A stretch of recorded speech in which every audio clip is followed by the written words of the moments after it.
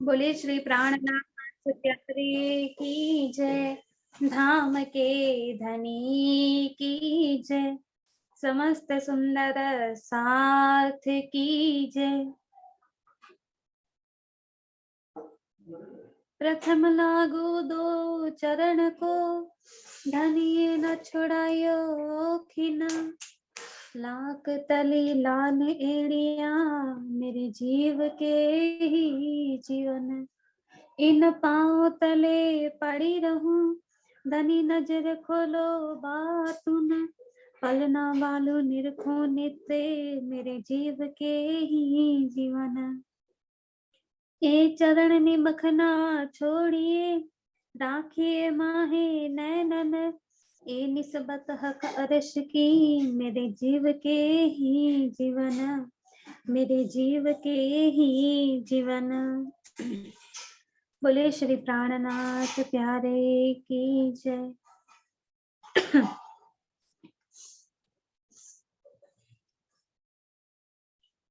बड़ी व्रत નું પ્રકરણ લઈએ છે।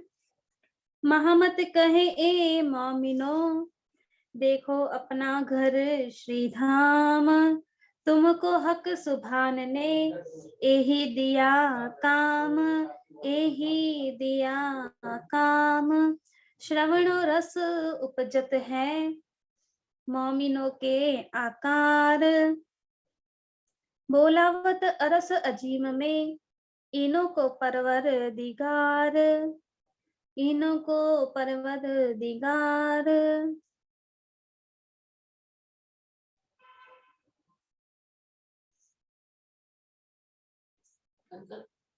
ના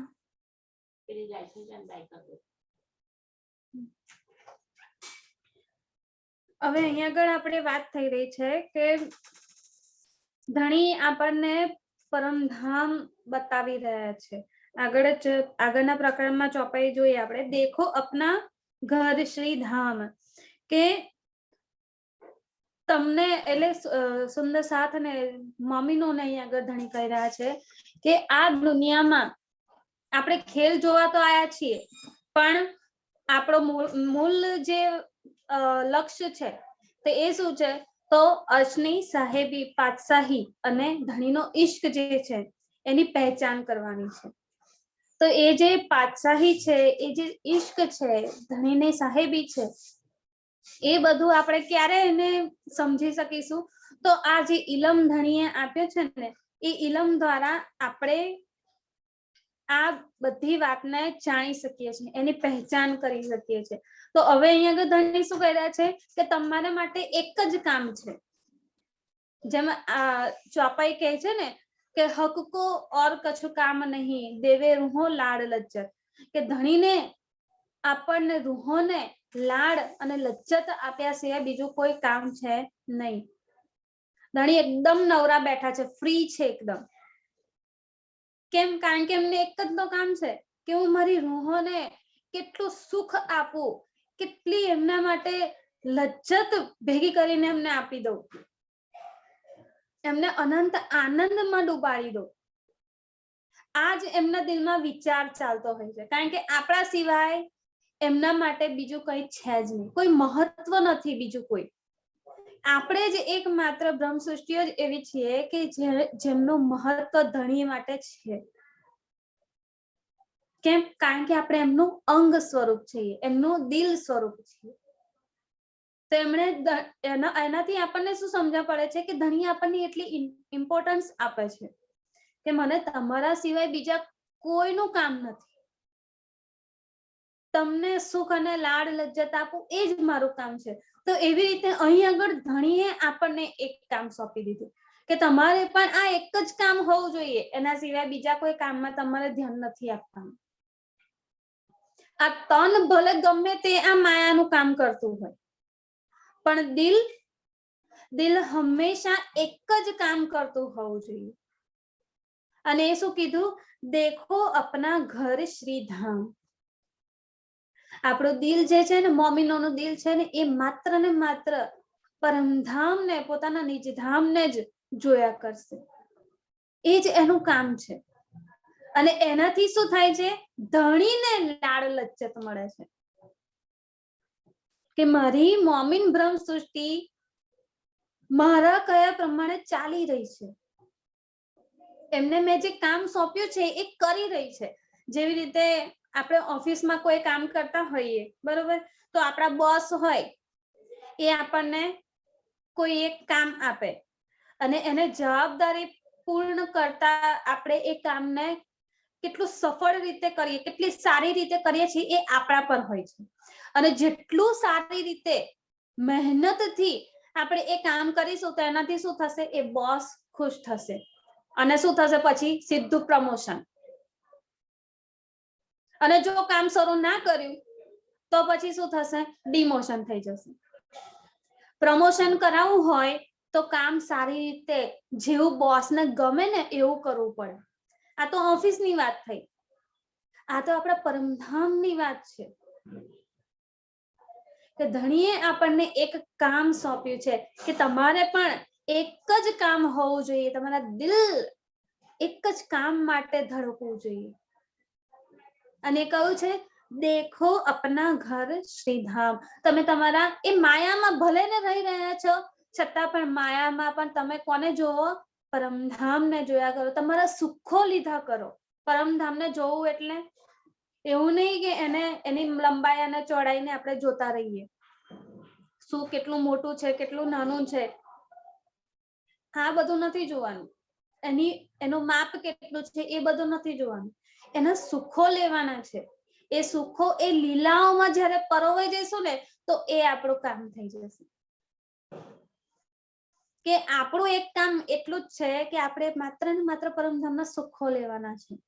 અને આપણે શું કરે, આ દુઃખરૂપી માયામાં એના કામ પાછળ દોડી દોડીને દુઃખને લઈ રહ્યા છીએ. ધણી આપણને સુખ આપવા માંગે છે અને આપણે દુઃખ લઈ રહ્યા છીએ. એટલે ધણી આપણને આ કામ આપવું પડ્યું કે તમે આ કરો તો તમને એ પરમધામનું સુખ અહીંયા બેઠા બેઠા એ લજ્જત મળશે. એટલે શું કીધું, મહામત કહે એ મોમીનો. મહામતીજી અહીંયા આગળ કહી રહ્યા છે આપણને કે તમે જુઓ મોમીનો, બ્રહ્મ સૃષ્ટિઓ, દેખો અપના ઘર શ્રીધામ. પોતાનું ઘર છે, આપણું નિજ ઘર છે, એને જુઓ, એના સુખો લો. તુમકો હક સુભાનને, તમને બધાને, આપણ બધાને ધણીએ હક સુભાને શું કર્યું છે, એહી દિયા કામ. એકમાત્ર આ કામ સોંપ્યું છે કે ત્યાં માયામાં જઈને શું કરવાનું છે, પરમધામને, પરમધામના સુખોને, પરમધામની લીલાને ભૂલવાના નથી. પરમધામ જો આપણા દિલમાં અવિરત રીતે ચાલતું રહેશે ને, એ સુખો લેતા રહેશું ને તો રાજ્ય ઓટોમેટિકલી અંદર આવી જશે. રાજ્યને પછી યાદ કરવાની જરૂર પડશે નહીં. જેવી રીતે એક બાળક હોય ને, એ બાળક જેમ જેમ જેમ જેમ મોટું થાય ને તો એને કંઈ પણ તકલીફ થાય કે કંઈ પણ એને વાગે તો પહેલો શબ્દ શું નીકળે એના મોઢામાંથી, મમ્મી, માં, એવું નીકળી જાય. એને યાદ કરવાની જરૂર નથી પડતી કે હું મારી મમ્મીનું નામ લઉં, એ ઓટોમેટિકલી નીકળે. કેમ?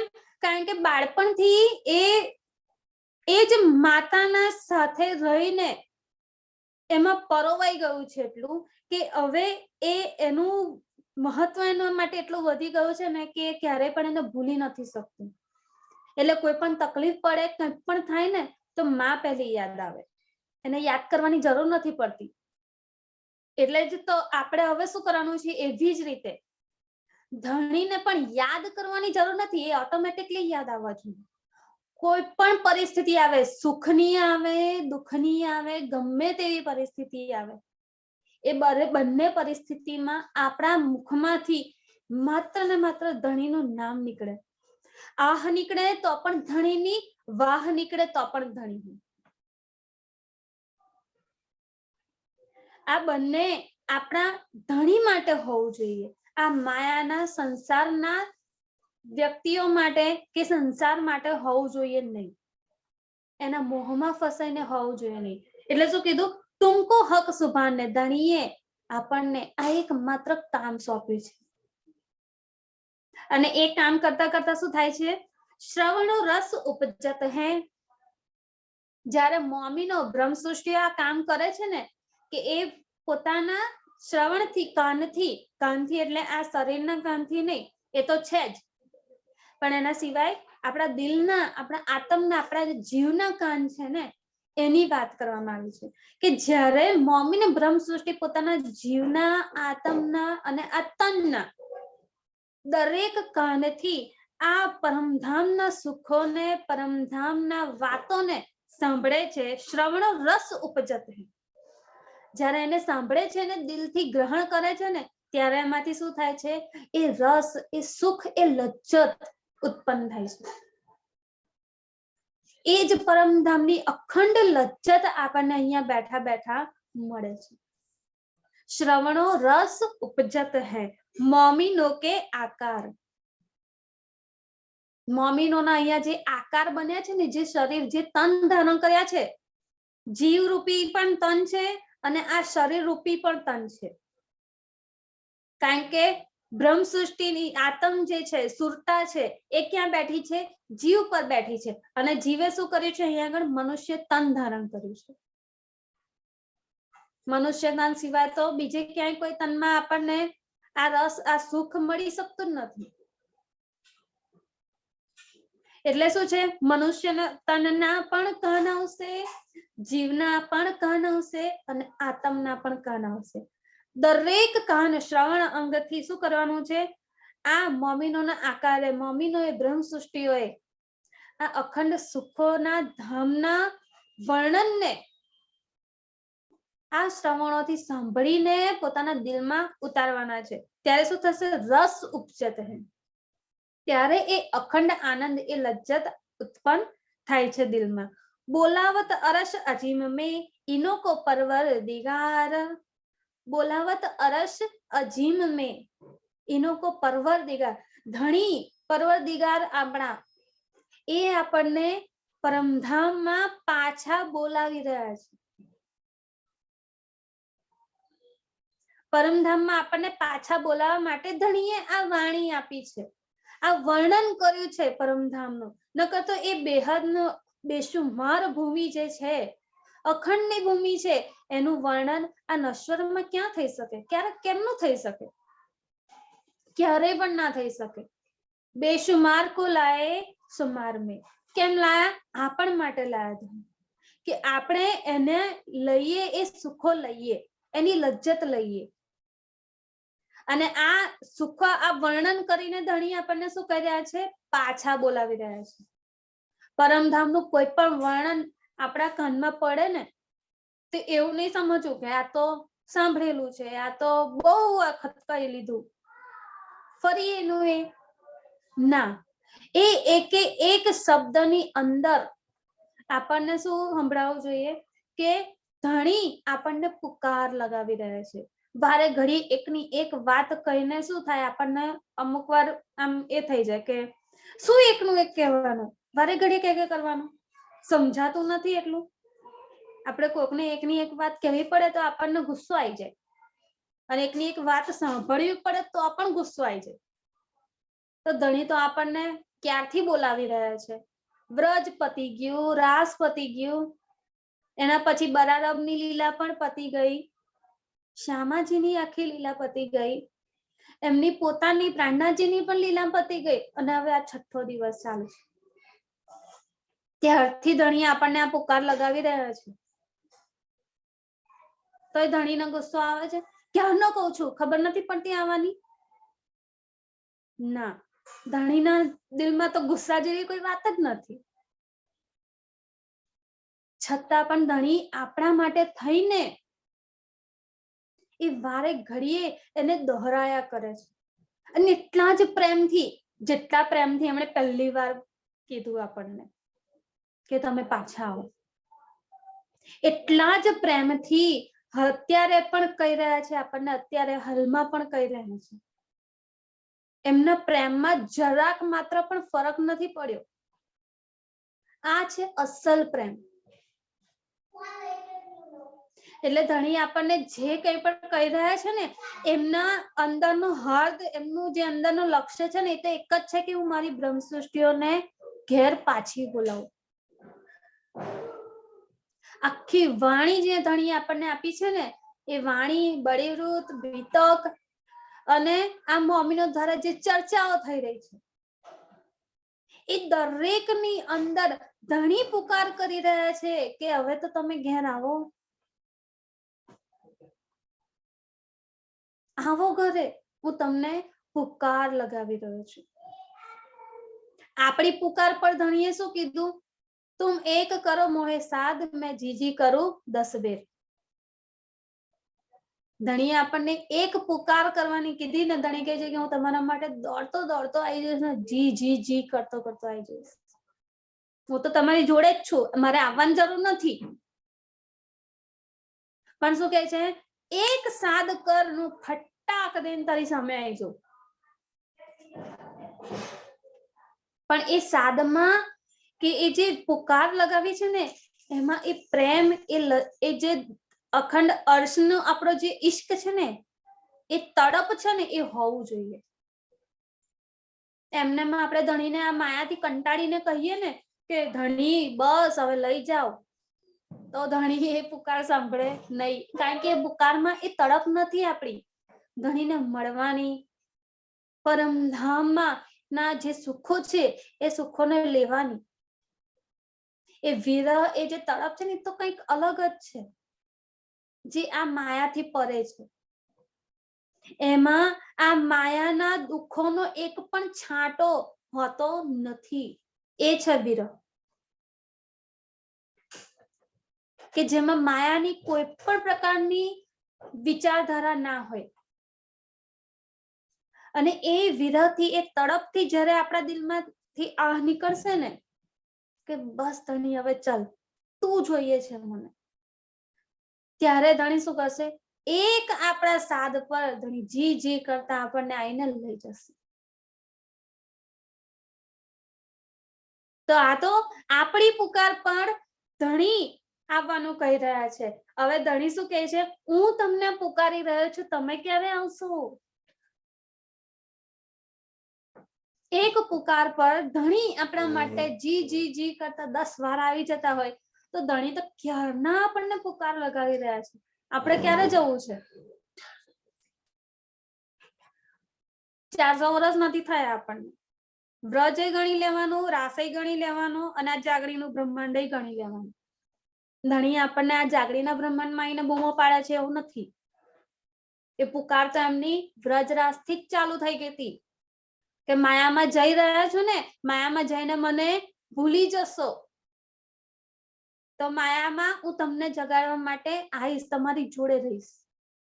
ત્યારથી જ આપણી જોડે આવતા છે. 11 વર્ષ પછી આપણી માટે પ્રસ્તાવ મૂક્યો ને, ચલો આપણે રાસ રમવા જઈએ. એ પુકાર જ તો હતી ધણીની. એ ઝાંઝરી ઘૂઘરી એમણે કાઢી નાખી ને આપણા અપશબ્દો પરથી. એમને જે ઘાવ વાગ્યા એના પરથી એમણે જે એમનો શિંગાર ઉતારી મૂક્યો, અને એ જે એમની ખામોશી રહી ને 52 દિવસની, એમાં પણ એમની પુકાર જ હતી કે ચલો હવે મારાથી નથી રહેવાતું. એટલે જ તો 52 દિવસ પછી પાછું એમને જ આપણને બોલાયા. આપણે એમને મળવા નતા ગયા, કે આપણે એમને કહેવા નતા ગયા ચલો. એ ખામોશીની પાછળ પણ ધણીની પુકાર જ હતી કે હવે તો આવો, હું તમારા વગર નથી રહી શકતો. તમે તો મારા વગર બ્રજ, રાસ અને જાગણી, આખું બ્રહ્માંડના બ્રહ્માંડ તમે તો રહી ગયા, પણ મારાથી તમારા વગર એક પલવાર માટે પણ રહી શકાતું નથી. એટલે શું કહે છે? બોલાવત અરશ અજીમન મેં ઇનો કો પરવર દિગાર. ધણી આપણને અર્શ અજીમમાં પાછા બોલાવી રહ્યા છે કે આ તમારા મૂંગા મોઢા મારાથી જોવાતા નથી, જે અત્યારે મારી સામે ચૂપચાપ બેઠા છે. મને જોઈ તો રહ્યા છે, પણ એમની નજરમાં હું નથી. એમની નજરમાં તો શું છે? માયા છે. પરમધામમાં જે આપણા નૂરી તન છે, એ ધણીને જોઈ રહ્યા છે, પણ એમની નજરમાં ધણી નથી. કેમ? કારણ કે એ નજર તો માયા જોઈ રહી છે, એટલે ધણી પુકાર કરી રહ્યા છે. કે તમારી એક પુકાર પર હું આટલી વારમાં આવી જાઉં છું, તો તમને તો હું ક્યારનો પુકારી રહ્યો છું, કેમ નથી આવતા? અને જેના દિલમાં આ પુકાર જે પડી ગઈ ને, એમના કાનોમાં આ પુકાર પડી ગઈ ને મોમિનોના દિલમાં, તો એમના માટે શું થશે? શ્રવણો રસ ઉપજત હે. ફરી રિપીટ થશે. ચોથું ચરણ શું છે? ઇનોકો પરવદિગાર, બોલાવત અરસ અજીમ में ઇનોકો પરવદિગાર. જ્યારે આ પરવદિગારની પુકાર મોમિનોના કાનોમાં પડીને એમના દિલમાં ગ્રહણ થઈ જાય છે ને, ત્યારે શું થશે? ફરી પહેલું ચરણ આવશે, શ્રવણો રસ ઉપજત હે.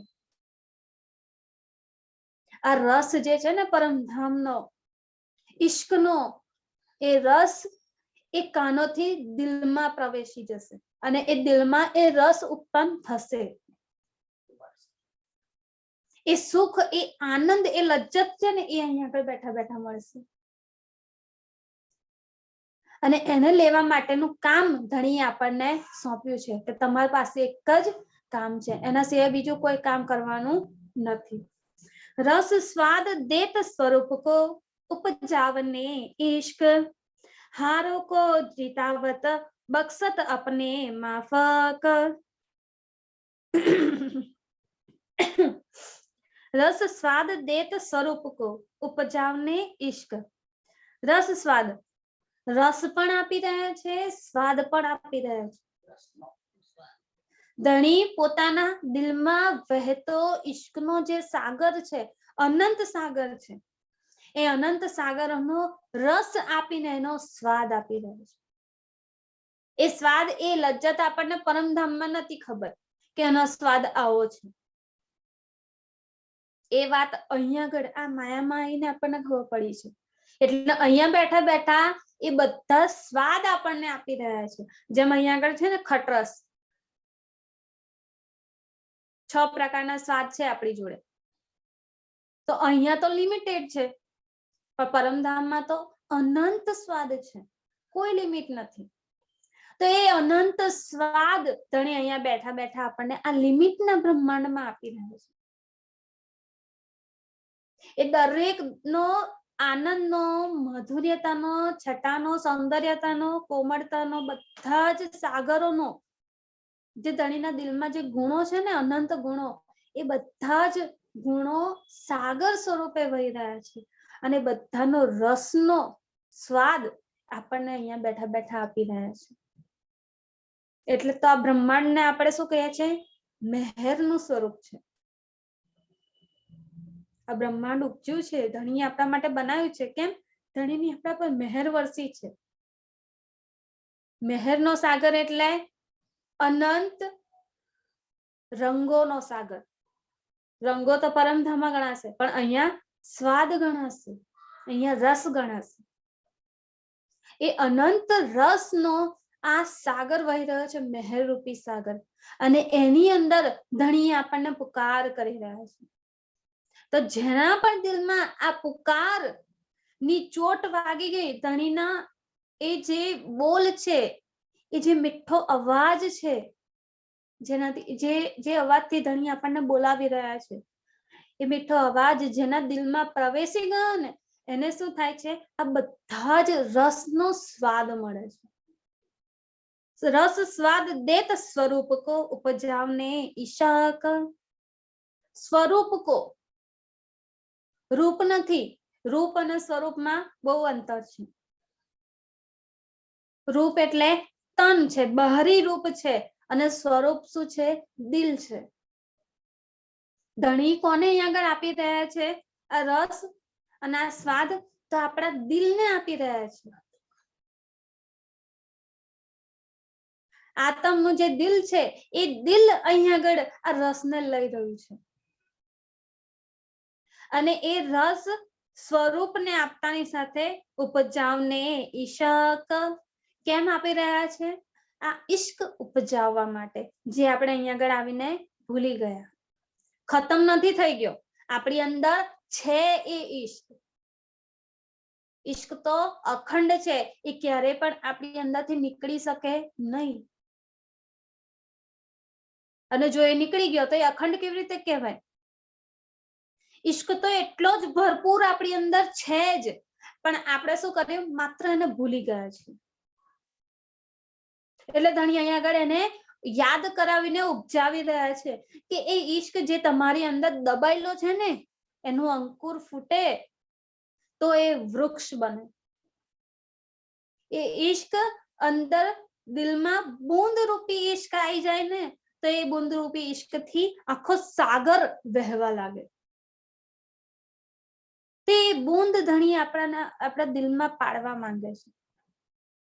અને એટલે શું કરે છે, રસ સ્વાદ દેત સ્વરૂપ કો, આ બધા જ સ્વાદ આપી રહ્યા છે અને ઉપજાવને ઈશ્ક, આ ઈશ્ક ઉપજાવવા માટે ધણી આ બધું કરી રહ્યા છે કે હવે આટલી બધી ઇલમ વાણી આપી દીધી છે.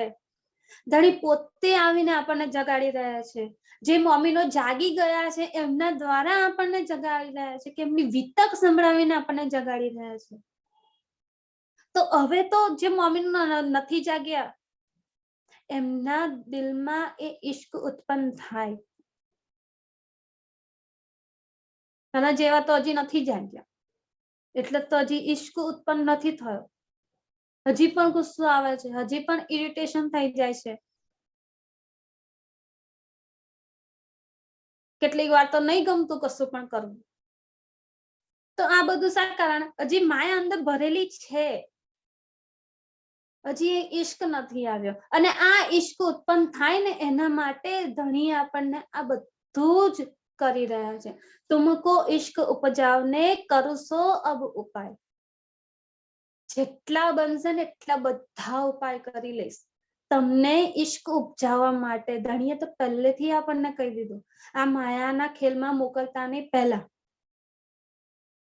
પ્રોમિસ આપી દીધું કે હું તમને આવીને જગાડીશ અને તમને એ ઈશ્ક જે તમે ભૂલી જશો ને એને હું પાછો જગાડીશ.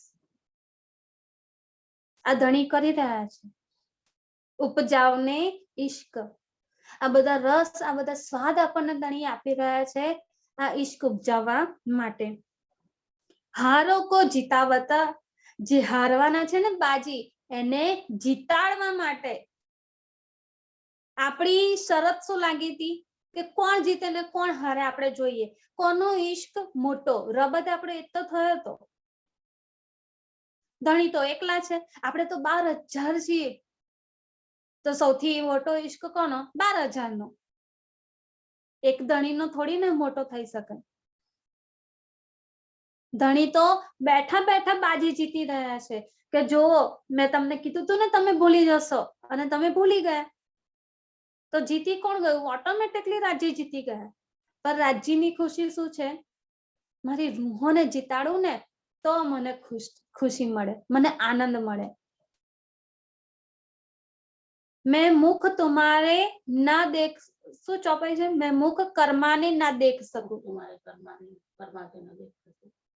કે મારા મમ્મીનો બ્રહ્મ સૃષ્ટિઓના મુખો કર્માઈ જાય ને હારથી, એ હું જોઈ શકતો નથી. તો આ હારેલાને જીતાડવા માટે ધણીયા બધા પ્રયત્નો કરી રહ્યા છે. ધણીની ખુશી એ નથી કે જો હું તમારાથી કેટલો વધારે ઈશ્ક ધરાવું છું અને લો તમે હારી ગયા ને હું જીતી ગયો. ધણી આ બધાથી ખુશ નથી થતા. ધણીની ખુશી તો શેમાં છે કે મારી બ્રહ્મ સૃષ્ટિઓ ખુશ થાય. અને બ્રહ્મ સૃષ્ટિને કેવી રીતે ખુશી મળે છે મોમીનોને? ધણીને હરાવીને. ધણી પોતે હારવા બેઠા છે આપણને જીતાડવા માટે, કે હું તો ઓલરેડી તમારી સામે હારેલું છું, બસ તમે જીતો. તમે ખુશીથી તમે તમારી રીતે જીતો કે હા કંઈક કર્યું ને જીત્યા છે. મહેનત કરી છે, મહેનતનો રંગ આપણને આપ્યો છે ધણી, એ જીતનો, એ આનંદનો. વગર મહેનતની એ ખુશી ધણી આપણને નથી આપવા માંગતા.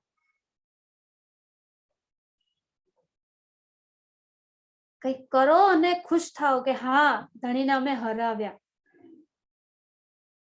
એવું એક બાળક હોય અને એક બાળકની સાથે ઘરના વડીલ રમતા હોય તો શું કરે? વડીલ જાણી જોઈને હારી જાય બાળકને ખુશ કરવા માટે, કે બાળક એક એને જોઈને ખુશ થાય કે જો મેં મારા દાદાને કે મારા પપ્પાને કેવા હરાવી દીધા. ધણી અહીંયા આગળ એ જ કરી રહ્યા છે. આપણને જીતાડવા માટે, આપણને ખુશ કરવા માટે પોતે હારી રહ્યા છે કે હું તો હારવા જ બેઠો છું, પહેલેથી હારતો જ આવ્યો છું અને અહીંયા પણ હારવા તૈયાર છું, તમે જીતતા હો તો. અને આ જીતાડવાની કોશિશ ધણીની ચાલુ છે કે મારી મમ્મી ને મારા બ્રહ્મસૃષ્ટિઓ જીતે, એમની હારેલી બાજીને હું જીતાડું ને એ ખુશ થાય અને એમને ખુશ થતા જોઈને મને ખુશી થાય, મને એ સુખ મળે. હારો કો જીતાવત બક્ષત અપને માફક, આ વાત આવી ગઈ. પણ શું થાય છે? શરત આવી ગઈ, બક્ષત અપને માફક, કે જેવું મમ્મીનો મહેનત કરશે ને એ પ્રમાણે એને જીત મળશે. વગર મહેનતની જીત અહીંયા આગળ કોઈને નહીં મળી શકે. મહેનત તો કરવી જ પડશે, પરમધામને યાદ કરવું જ પડશે, વાણી મંથન કરવું જ પડશે. રહેણી આપણી આ જીવની આપણે અપનાવી લીધી છે ને, તો એ આત્મની રહેણી લાવવી જ પડશે. ચિતવન કરીને એ પરમધામના સુખોને, એની લીલાઓને જોઈને એના સુખો લેવા જ પડશે. જો આ મહેનત થશે ને તો આપણા માફક, જેણે જેટલી મહેનત કરી, જેણે જેટલું સૂત કાત્યું છે ને એટલું એને મળશે, એટલી જીત મળશે. સૂત કાતવા પર બહુ એક સરસ વિચાર દિલમાં આવતો હોય છે કે બધી જ આપણે 12,000 સખીઓ છે ને એ બધી સૂત કાતી રહી છે, જેનાથી જેટલું બને એટલું એ કાતી રહી છે. સૌથી વધારે સૂત કોણે કાત્યું છે? તો ઇન્દ્રાવતીજી. ઇન્દ્રાવતીજી એટલું બારીક, ઝીણું અને સૌથી વધારે સૂત કાત્યું છે. અને એ સૂત થી શું થાય છે? અહીંયા આગળ સૂત કાપવામાં આવે આ ખેલમાં તો એનાથી શું બને? કાપડ બને, વસ્ત્ર બને, બરોબર? તો પરમધામના પ્રેમનું જે સૂત અહીંયા બેઠા બેઠા આપણે કાતી રહ્યા છે, તો એનાથી આપણે શું બનાવી શકીએ છીએ ધણી માટે?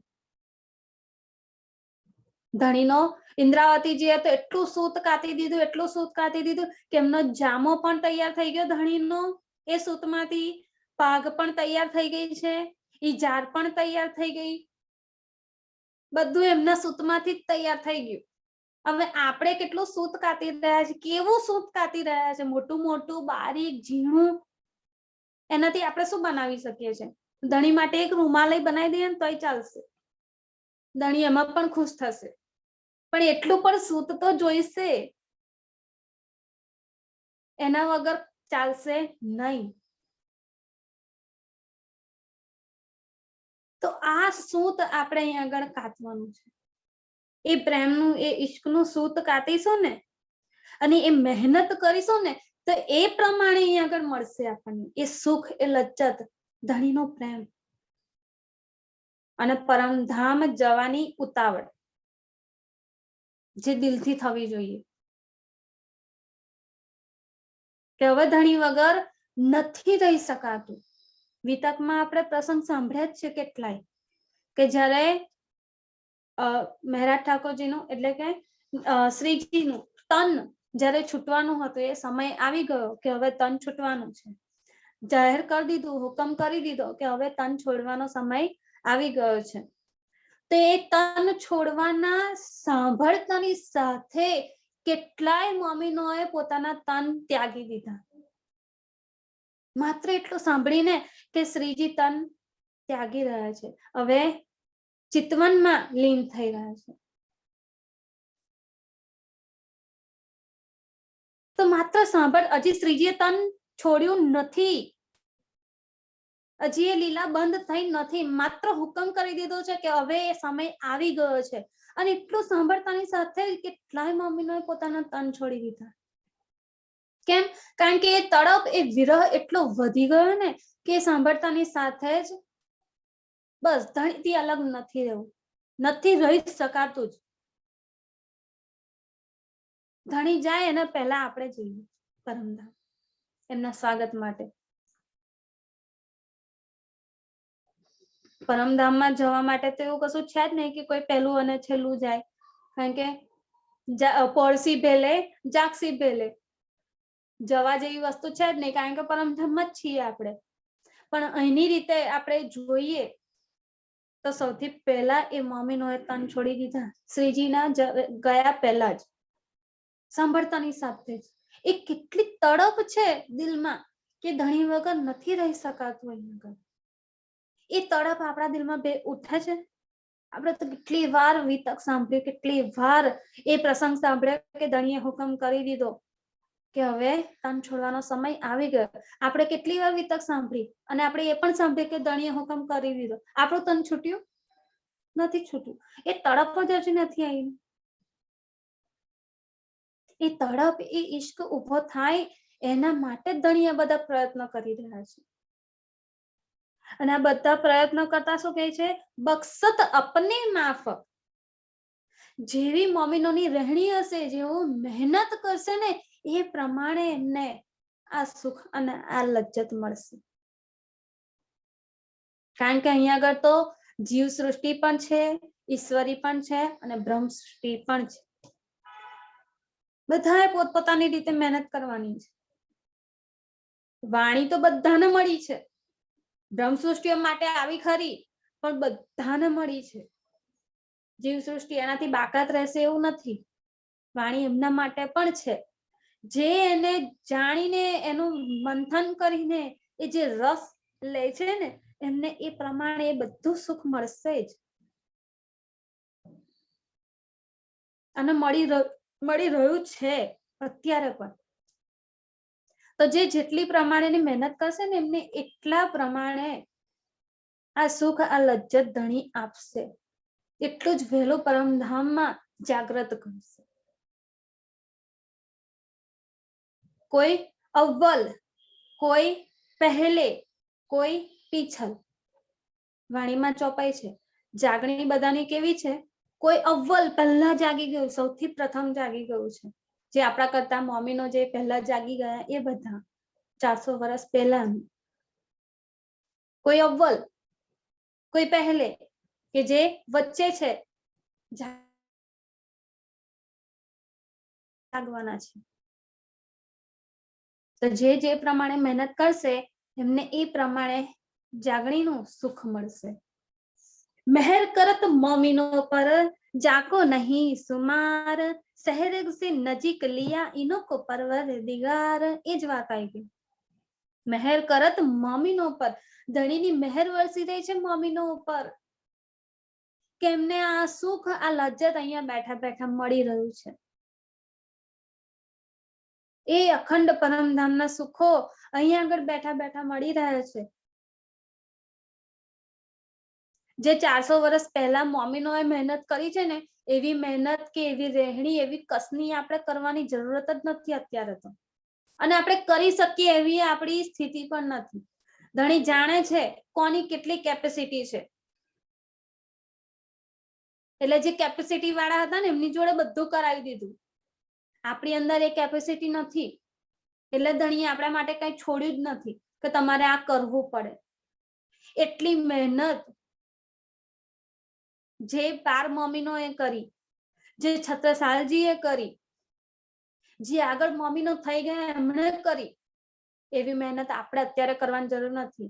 આપણને તો સીધું પકવાન મળી ગયા છે બનાવેલા. બનાવવાની મહેનત આપણે નથી કરવાની. તો વગર મહેનતનું આ ફળ છે, એમાં પણ આપણે થોડીક મહેનત કરવી પડે એ પણ નથી કરી શકતા. એટલે શું કહે છે? મહેર કરત મોમીનો ઉપર, ધણીએ આપણા પર મહેર કરી છે. આ મહેરનો સાગર વરસાવી દીધો છે આપણી ઉપર. કે એમાં આપણને બધા સુખ બેઠા બેઠા એમને જ મળી રહ્યા છે.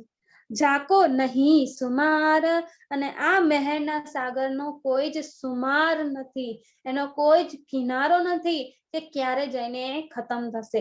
એક વાર જો વહ્યો તે વહતો જ રહેશે, વહેતો જ રહેશે, વહેતો જ રહેશે.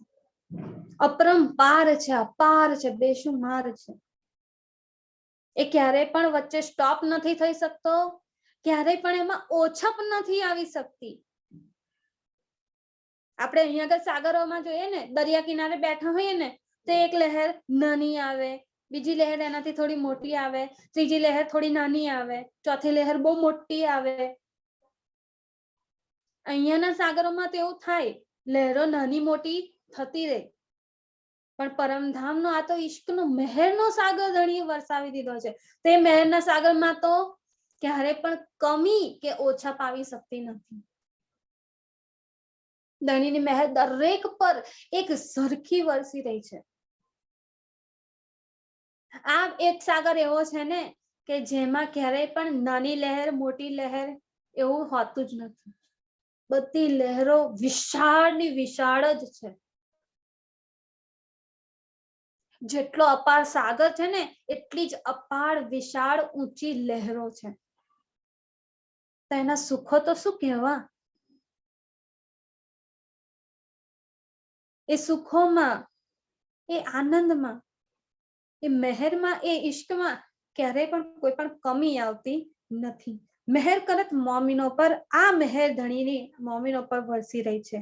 જાકો નહીં સુમાર, જેનું કોઈ પણ સુમાર નથી, બેશુમાર છે. તો સહેરગ સે નજીક લિયા, અને ધણીએ આપણા ઉપર આ મહેર કરીને, મહેર વરસાવીને શું કર્યું છે? સહેરગ સે નજીક લિયા, આપણને પોતાને સહેરગ થી પણ નજીક લઈ લીધા છે. ધણી આપણા દિલમાં જ આવીને બેસી ગયા છે.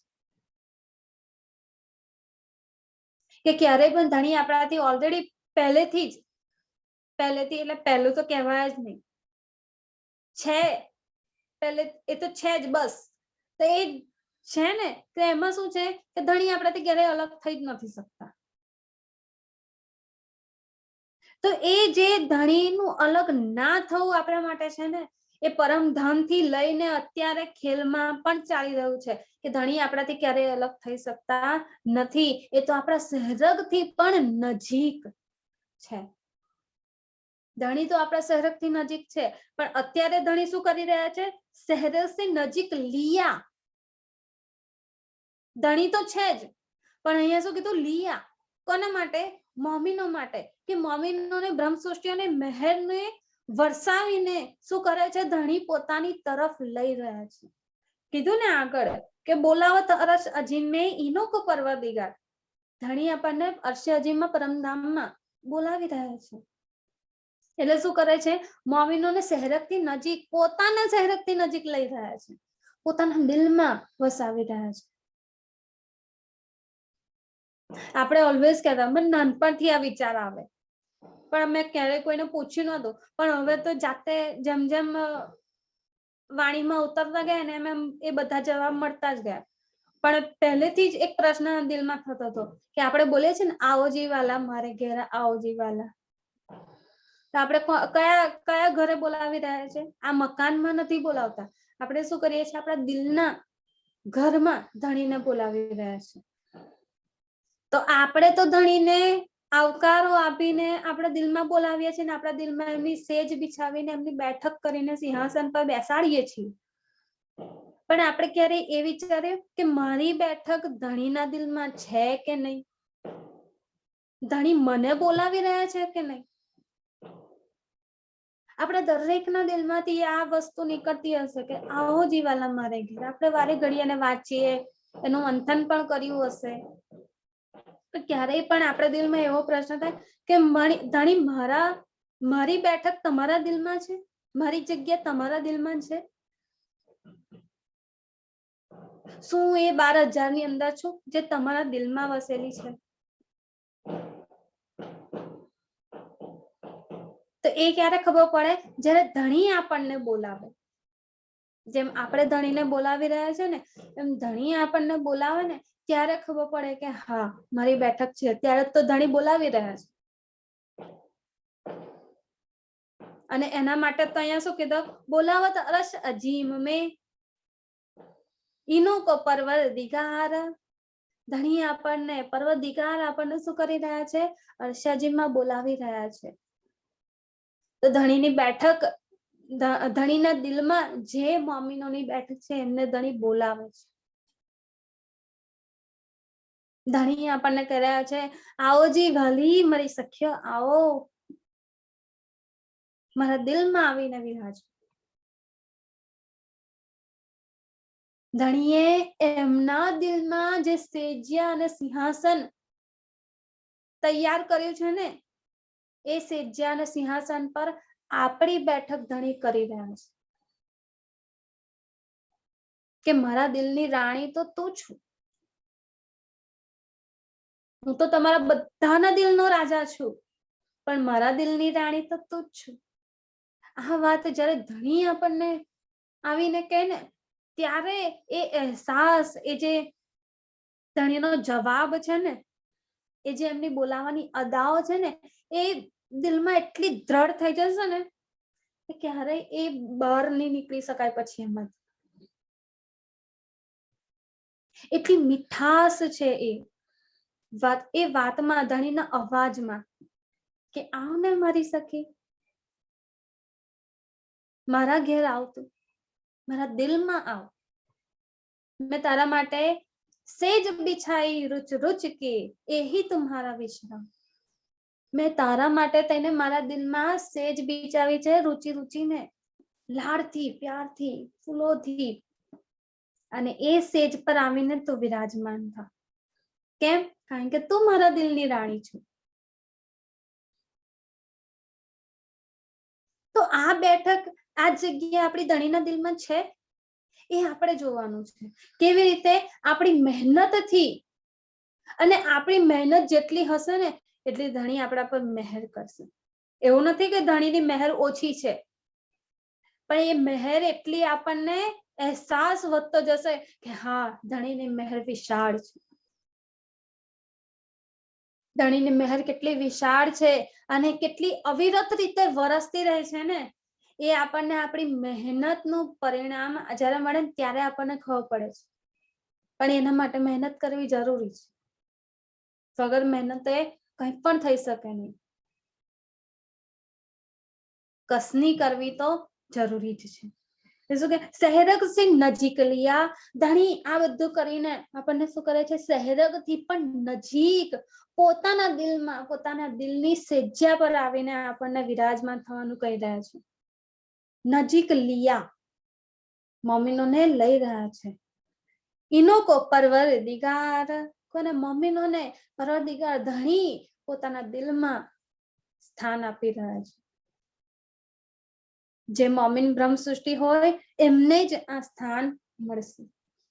ધણીના દિલમાં બધાની જગ્યા નથી. જે એમનું અંગ છે ને, એની જ જગ્યા છે.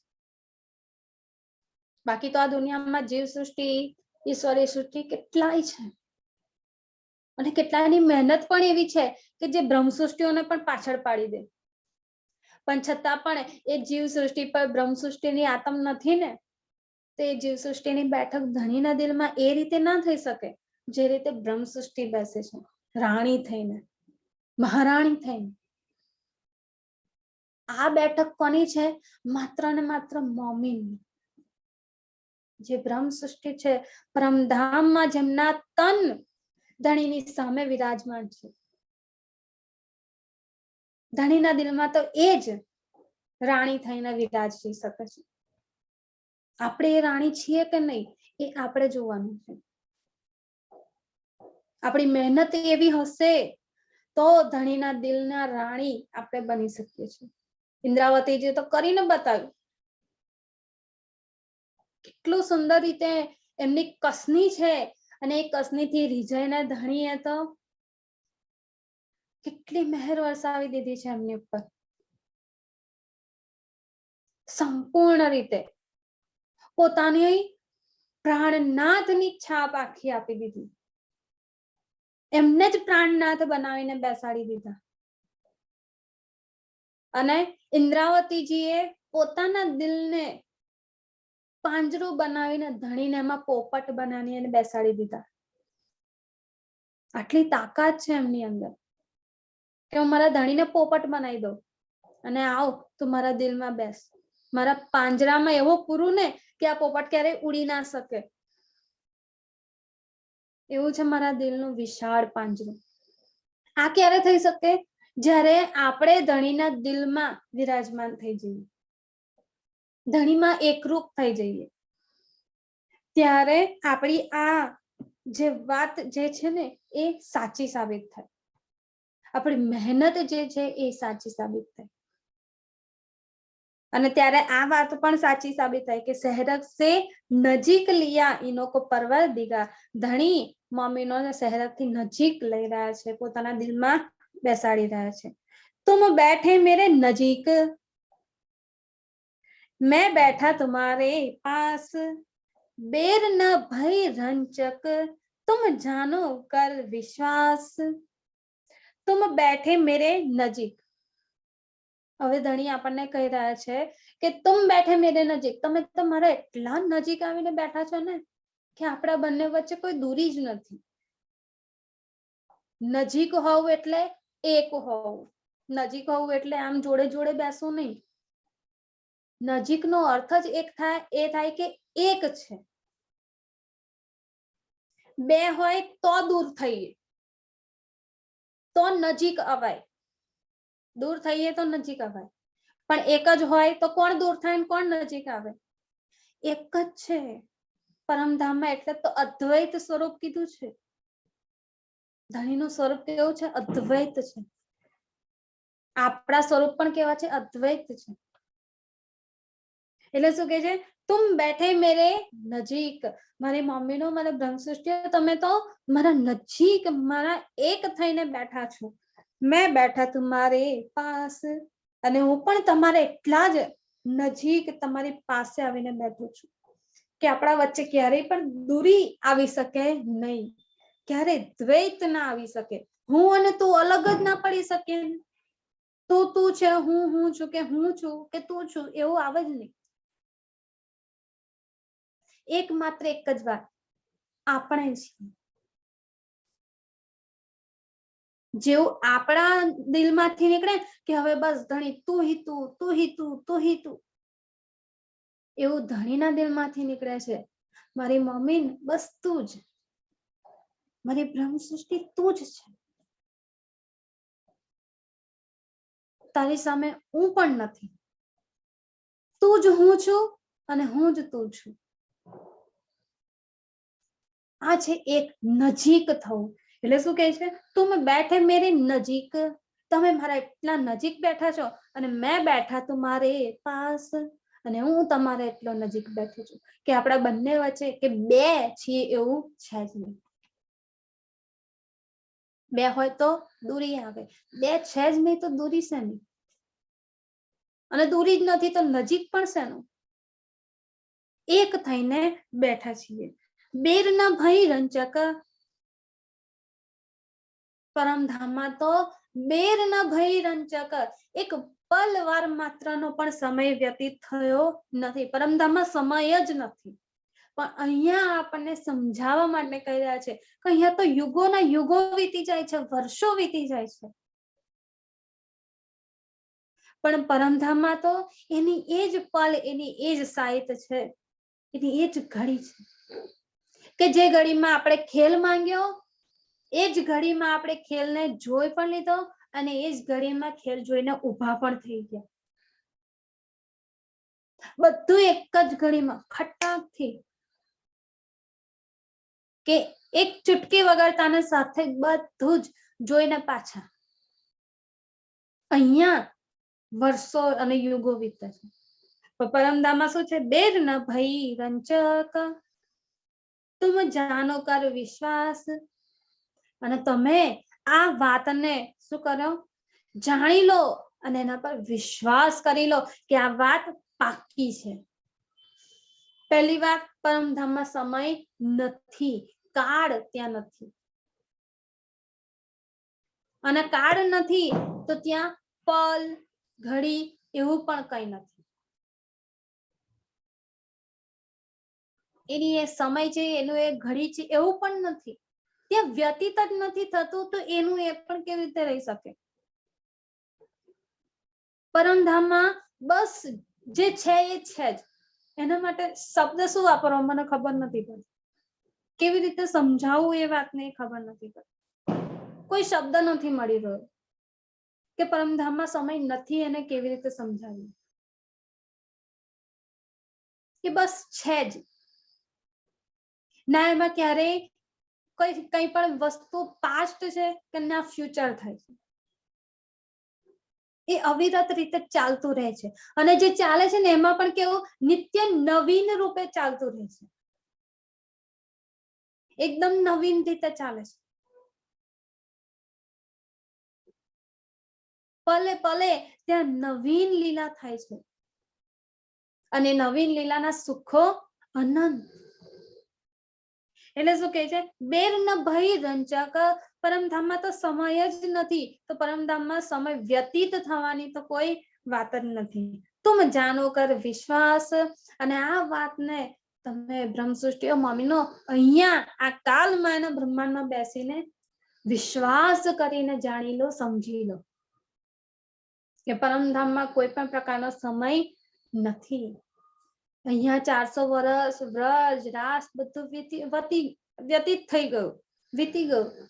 પરમધામમાં તો એની એ જ પલ છે, હજી પણ એ જ સમય છે. रात दिन चलते जात हैं तुमको नजरा बेर सब कोई शाहिदी देत है सब कोई शाहिदी देत है तुम ही को फेर फेर रात दिन चलते जात है. આ કાલમાં બ્રહ્માંડમાં તો રાત દિવસ સમય વ્યતીત થતો જ જાય છે, ચાલતું જ રહે છે, ચાલતું જ રહે છે, ચાલતું જ રહે છે. સમયમાં કેવું છે, ક્યારેક રાત પડે ક્યારેક સવાર પડે, રાત પડે પછી સવાર પડે, આ રીતે બસ ચાલતું જ રહે છે. તુમકો નજરા બેર. પણ પરમધામમાં તો એની એ જ પલ છે, એની એ જ સાહિત્ય છે, એની એ જ ઘડી છે. તો પરમધામમાં તો જરાય પણ સમય વ્યતીત થયો નથી. સમય જ નથી તો વ્યતીત કેમ ન થાય? સબ કોઈ શાહિદી દેત હૈ તુમ હી કો ફેર ફેર. અને આ વાતોની બધા જ ધર્મ ગ્રંથો સાક્ષીઓ આપી રહ્યા છે કે પરમધામ જે છે એ કેવું છે? કાળથી રહિત છે, સમયથી રહિત છે. એમાં સમય હોતો નથી. તો એટલે શું કે છે? આ બધી વાત જે છે ને, જેમને તમને દ્રઢ કરીને સમજવાની કહી રહ્યો છું, એ વાતોની સાક્ષીઓ બધા જ અહીંયા આગળ આપી રહ્યા છે. તુમ હી કો ફેર ફેર. બહુ જ સમજવા જેવું આચરણ છે. તુમ હી કો ફેર ફેર. દાણી અહીંયા આગળ ભાર દઈને કહી રહ્યા છે આપણને કે જે મારા દિલની રાણી છે ને, જે મારા દિલમાં બેસેલી છે ને, એ બ્રહ્મ સૃષ્ટિને એ તુમ હી ને કહી રહ્યું છું. આ બધી સાક્ષી એમના માટે છે. તમને જ આ વાત વારે ઘડીએ કહેવામાં આવી રહી છે. એકની એક વાત વારે ઘડીએ ધણી કહી રહ્યા છે, ચલો ને હવે તો ઘેર ચલો, ચલો ને ઘેર ચલો. કેમ કહેવામાં આવી રહી છે? તુમ હી કો ફેર ફેર. માત્ર તમને જ કહી રહ્યા છે. આપણને મમ્મીનો ને બ્રહ્મ સૃષ્ટિઓને જ આ વાત કહી રહ્યા છે. આપણા સિવાય બીજું કોઈ જ આ વાતને સમજી શકશે નહીં કે પરમધામમાં કોઈ પણ પ્રકારનો સમય નથી. પરમધામમાં નિત્ય નવીન લીલાઓ ચાલુ ને ચાલુ અવિરત ચાલુ રહે છે. એમાં કોઈ રાત દિવસ થતું નથી. જ્યાં નૂર જ નૂર હોય, રોશની જ રોશની હોય, ત્યાં રાત કેવી રીતે પડી શકે છે? પરમધામનો ચાંદો છે ને, એ ચાંદો પણ કેવો છે? નૂરી છે. એ પણ સુંદર, આટલી અનંત રોશનીમાં પણ રોશન થઈ રહ્યો છે, ઝલકાર કરી રહ્યો છે. પરમધામના ચાંદાને ઝલકાર કરવા માટે કે એની શીતળતા પાધારવા માટે એને રાતની જરૂર નથી. તો એટલા નૂરી આકાશમાં પણ ઝલકાર કરી રહ્યો છે. એવી જ રીતે પરમધામનો સૂરજ છે. પરમધામના સૂરજને પણ દિવસ જ હોવો એવું જરૂરી નથી, એનાથી દિવસ થાય છે એવું પણ નથી. સૂરજ ઉગે ત્યારે દિવસ થાય એવું પરમધામમાં નથી. આપણી લીલા થાય ને એટલે સૂરજ ઓટોમેટિકલી આવી જ જાય, કારણ કે એ પણ આત્મ સ્વરૂપ છે, એ પણ ધણીની સાથે લીલા કરીને એમને રીઝાવીને સુખ લઈ રહ્યો છે.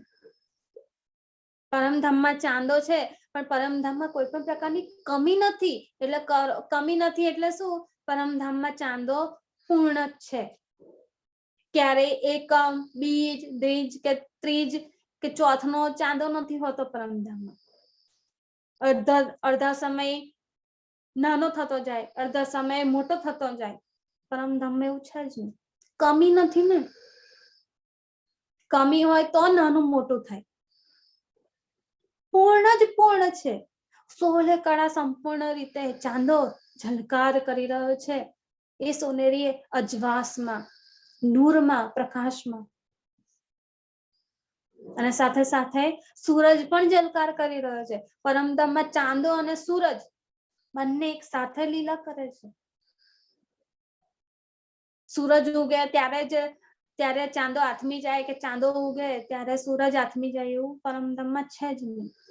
તો બધી એની કુદરતી લીલા છે, અને એ કુદરત પ્રમાણે આપણે ચાલવું પડે છે. પણ પરમધામમાં તો આપણા પ્રમાણે, આપણે બ્રહ્મ સૃષ્ટિઓના ઈચ્છા પ્રમાણે ચાંદા અને સૂરજ લીલા કરે છે.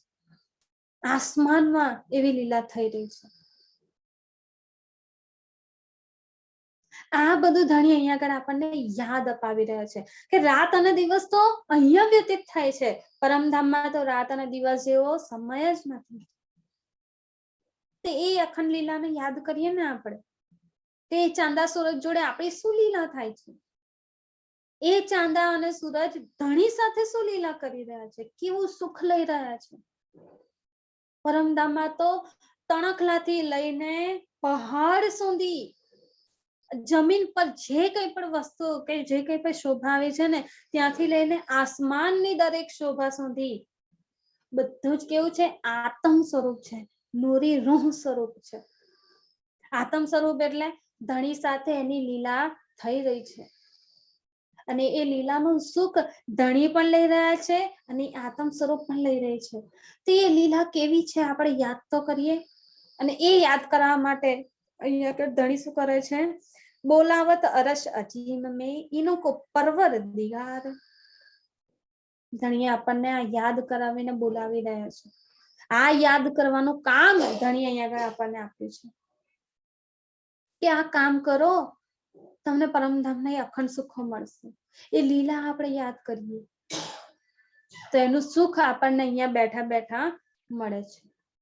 તો આજે અહીંયા જ રાખીશું. બોલીએ શ્રી પ્રાણનાથ પ્યારે કી જય. ચોપાઈ દોહરાઈ દઈ. रात दिन चलते जात है, रात दिन चलते जात है, तुमको नजर आबेर, तुमको नजर आबेर, सब कोई साहेबी देत है, सब कोई साहेबी देते हैं, तुम ही को फेर फेर, तुम ही को फेर फेर, तुम ही को फेर फेर. बोलिए श्री प्राणनाथ प्यारे की